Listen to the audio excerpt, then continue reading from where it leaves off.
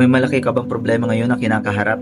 Pakinggan mo ang sinabi ni David nang kaharap niya ang higanting si Goliath at ang buong Israelita. Sabi ni David, "And that all this assembly may know that the Lord saves not with sword and spear, for the battle is the Lord's." Malaman daw ng lahat na ang Panginoon ay nagliligtas hindi lang sa pamamagitan ng espada at sibat.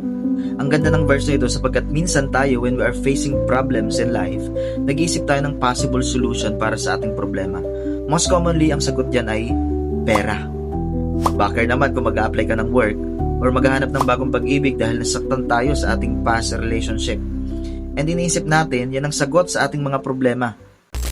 Pero alam niyo mga kapatid, yung mga ilan na binanggit ko, sa buhay natin, that is our sword and spear na tinutukoy sa story ni David. Maybe yan ang sagot sa problema natin minsan, pero madalas hindi.